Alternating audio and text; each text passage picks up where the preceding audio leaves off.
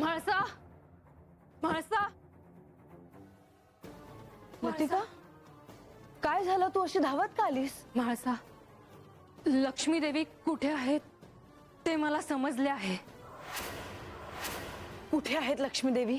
त्या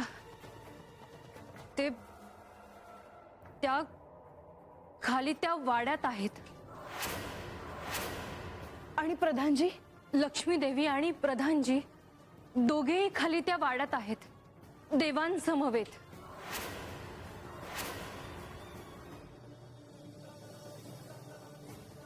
कोणाचा वाडा आहे तो?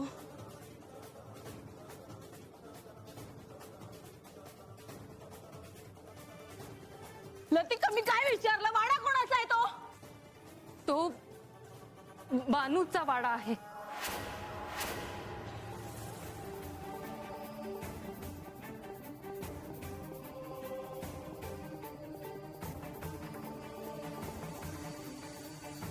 ज्यांच्यावर मी विश्वास ठेवला त्यांनीच माझा विश्वासघात केला. अजून किती सहन करायचं मी? म्हाळसा, सांभाळ स्वतःला. प्रधानजी आणि लक्ष्मी देवींनी विश्वासघात केला आहे माझा. आता कुणावरच विश्वास उरला नाहीये माझा. या साऱ्याचा जाब विचारल्याशिवाय माझ्या मनाला स्वस्थता मिळणार नाही. देवा, मला माहिती आहे की तुम्हाला म्हाळसा देवींना भेटायचे आहे, परंतु आता खरंच तुम्ही श्री म्हाळसा देवींना भेटणार आहात का? होय प्रधानजी, आता ह्या निर्णयात कोणताही बदल होणार नाही.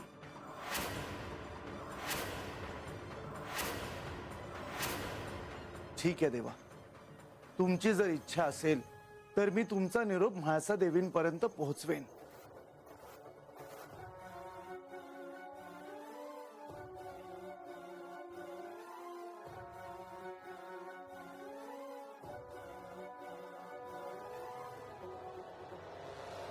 लक्ष्मी देवी,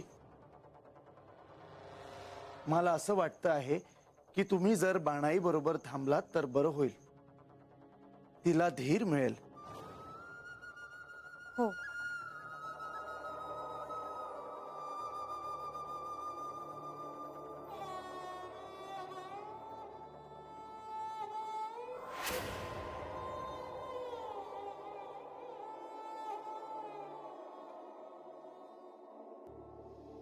भानू, म्हणजे मला लई भ्या वाटते हाय ग.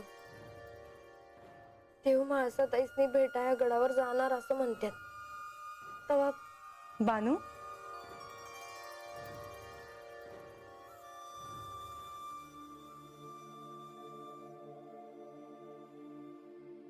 बानू, तू अशी अचानक आत निघून आलीस.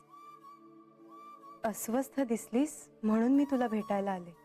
म्हाळसा ताईंनी माझ्यासाठी गडाचा दरवाजा बंद केला आहे आणि आता देव त्यासनी भेटाया जाणार असं म्हणतात. बानू, श्री खंडेराय म्हाळसा देवींना भेटणं टाळू शकत नाहीत. त्यांची आणि म्हाळसा देवींची भेट ही आज न उद्या होणारच. पर आता त्या रागावलेल्या आहेत माझ्यावर, देवांवर, समद्यांवर. आणि आता माझा राग त्यांनी देवावर काढाया नग बघा. त्या परीस त्यांचा राग कमी झाल्यावर त्यासनी भेटलं तर नाही चालणार का? अगं, म्हाळसा देवी श्री खंडेरायांच्या पत्नी आहेत. त्यांच्याशी विवाह झालेला असताना तुझा आणि श्री खंडेरायांचा विवाह झाला हे त्यांना आवडलेलं नाही आणि म्हणून त्या क्रोधित आहेत. परंतु म्हणून त्यांना टाळणं हे देखील अयोग्य आहे, नाही का? पर देवी. बानू, जे सत्य आहे त्याला सामोरं हे जायलाच हवं आणि श्री खंडेराय तेच करत आहेत. म्हाळसा देवींची भेट घेऊन कदाचित श्री खंडेरायांना त्यांची बाजू मांडता येईल. कदाचित म्हाळसा देवींचा क्रोधही शांत होईल.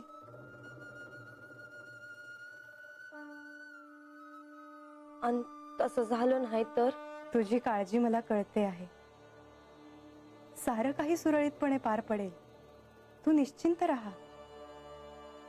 किती बी शांत राहायचा प्रयत्न केला तरी माणसाताई काय करतील ह्यो विचार आला तरी काळजी वाटते बघा मला.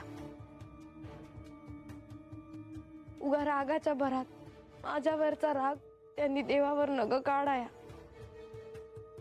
तसं झालं तर मी देवांवर कशी जाऊ आणि माझ्या बहीण त्यासनी त्रास होताना मी कशी बघू सांगा तुम्ही.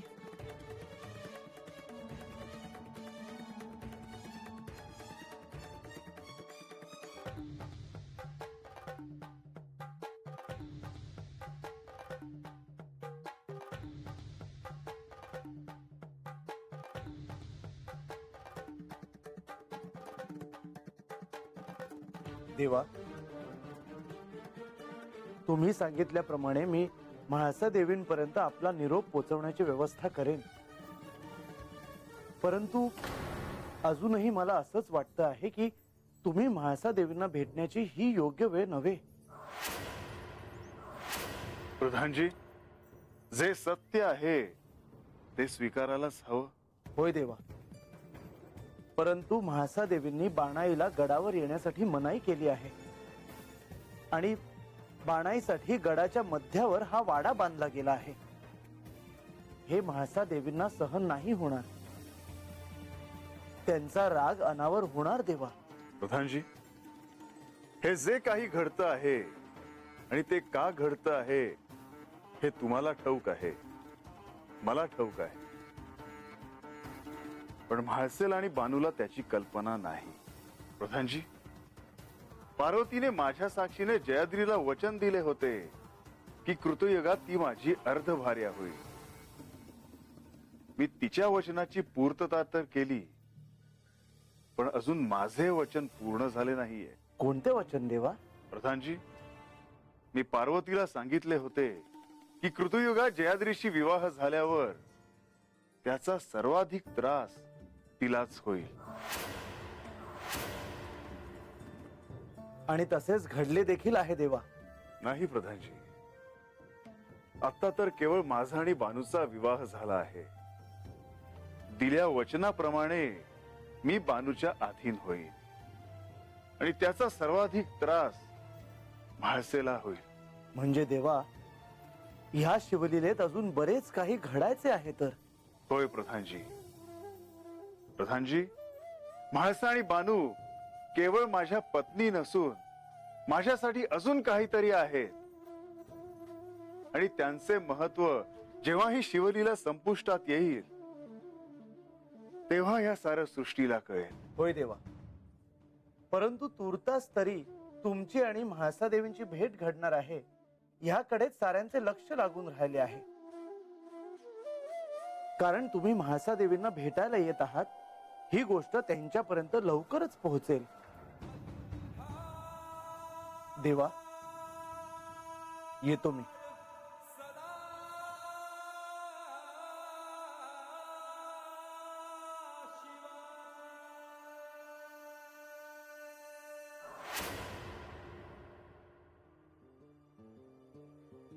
बरं मला सांग, तुला हा वाडा कसा वाटला? माझ्यासाठी तर ह्यो राजवाडाच आहे. इथेच तुझ्या संसाराला सुरुवात होणार आहे. खरं तर झाली आहे. माणसं नवीन आहेत, जागा नवीन आहे. काही वाटलं तर सेवकांसोबत निरोप पाठवायचा. इथे तू एकटी नाहीस वय आणि तुझी सखी देखील आहेस तुझ्यासोबत. वय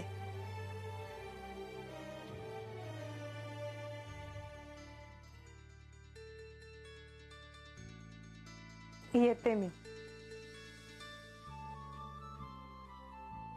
देवा, आम्ही बाहेर आहोत. आपण भेटून घ्यावं.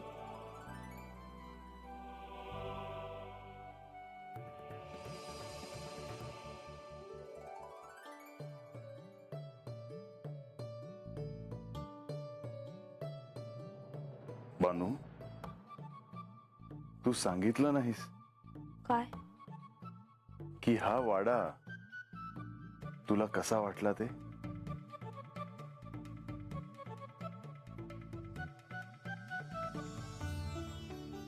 मला राहायसाठी एवढं मोठं घर चांगलाच आहे.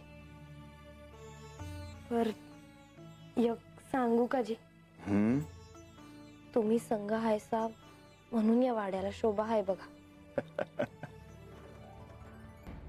बानू, मी तुझ्या सोबतच असणार आहे. पण आता मला गडावर जावं लागेल. म्हाळसेला भेटायचं आहे. उद्या राजसभेत जेजुरी आणि पंचक्रोशीतील लोक भेटायला येतील. इतक्या वर्षानंतर प्रजेलाही भेटायचं आहे. जी, पण हे सर्व तेव्हा होईल जेव्हा म्हाळसा हे सर्व स्वीकारेल. तिला जर वाटलं की मी गडावर राहू नये तर मात्र पुढे वेगळा विचार करावा लागेल. बानू, तू चिंता करू नकोस. माझी आणि म्हाळसेची भेट जर व्यवस्थित पार पडली तर उद्या राजसभेतील उत्सवासाठी तुला मेणा पाठवेन. तू थेट राजसभेत येशील.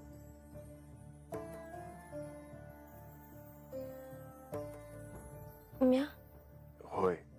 पर म्हाळसाताईसनी आवडल नव. बानू, तू त्याचा विचार करू नकोस. येऊ मी लवकरच ये. बाय, म्या तुमची वाट बघते.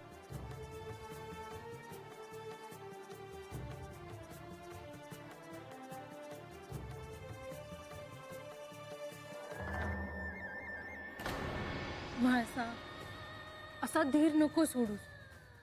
कोणी नसलं तरी मी सदैव तुझ्या बरोबरच असेल.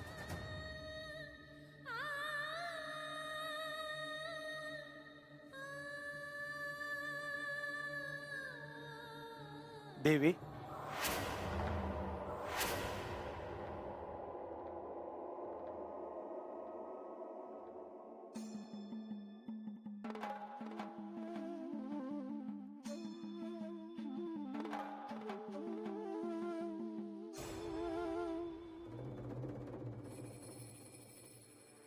तुम्ही आता इथे का आला आहात प्रधानजी? माझे कार्य करण्यासाठी. आता काय राहिलं आहे अजून सांगण्यासारखं? जे घडायचंय ते घडून गेलं. ज्या बानूसाठी मी या गडाचे दरवाजे बंद केले त्या बानूसाठी वाडा बांधला गेला आणि तुम्ही देखील तिथे गेला होतात प्रधानजी. तुमच्या समोर हे सगळं घडत असताना तुम्ही काहीच का नाही केलं? हो, कारण जे घडलं ते आवश्यकच होतं. मला हे आधीच समजायला हवं होतं की तुम्ही माझ्या बाजूने नाही आहात. तुम्हीच काय, लक्ष्मी देवींनी देखील माझा विश्वासघात केला आहे. देवी, मी एवढंच सांगेन की आम्ही तुमचा विश्वासघात केलेला नाही. मग तुम्ही त्या ठिकाणी का गेला होतात प्रधानजी? मी श्री खंडेरायांना गडावर आणण्यासाठीच गेलो होतो. आणि लक्ष्मी देवी त्या देखील त्याच कार्यासाठी गड सोडून गेल्या होत्या का? नाही, मग बाणाईच्या गृहप्रवेशासाठी त्या गड सोडून आल्या होत्या. हा विश्वासघात नाही तर अजून काय आहे प्रधानजी? माझ्यापासून हे सारं लपून केलं गेलं आहे आणि याचा मला राग आला आहे.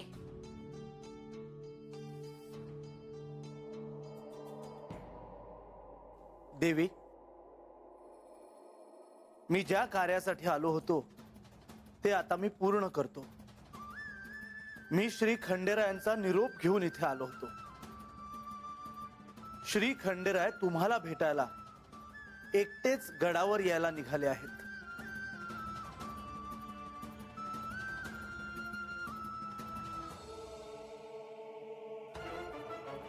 येतो मी.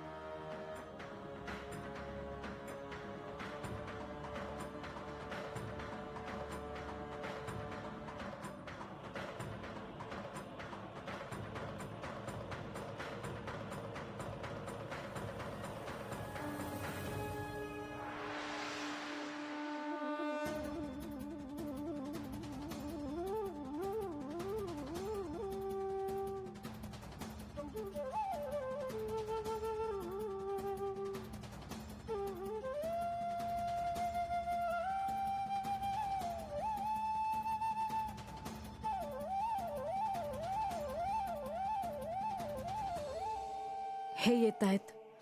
आज कित्येक वर्षांनी माझी आणि यांची भेट होणार आहे. ह्या क्षणी माझ्या मनात एक हुरहुर आहे. यांना भेटण्याची ओढ देखील आहे आणि मनात खूप काही साचलेलं आहे.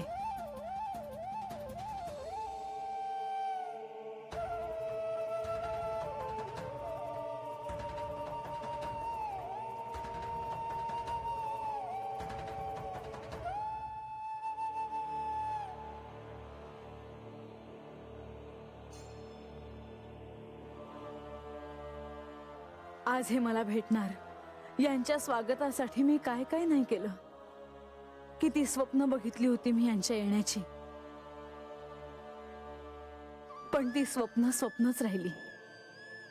कारण मी हे कसं विसरू की हे बानूशी विवाह करून आले आहेत.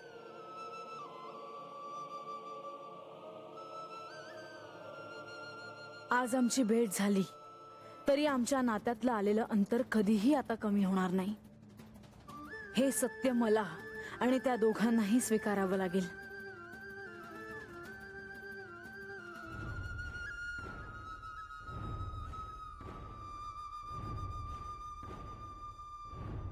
म्हाळसा, ही सारी वर्ष मी जेजुरी सोडून तुला सोडून दूर गेलो होतो. हे सारं मी का केलं हे मात्र तुला कळणार नाही. आणि ज्या दिवशी हे तुला कळेल तेव्हा ही शिवलीला संपुष्टात येईल. म्हाळसा, आत्ता मात्र मला तुझ्या रागाला सामोरं जावं लागणार आहे.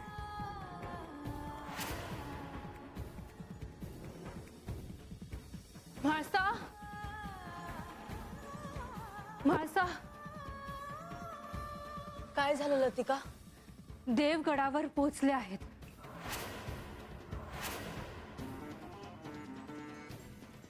काय? हो, राजवाड्यातून चालत चालत आता ते या कक्षाच्या दिशेने येत आहेत.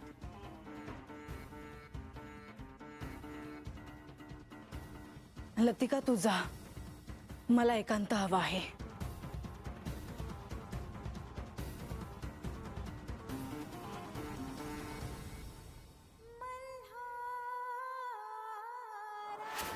ज्या क्षणाची इतकी वर्ष मी आतुरतेने वाट बघत होते, आज तो क्षण आला आहे.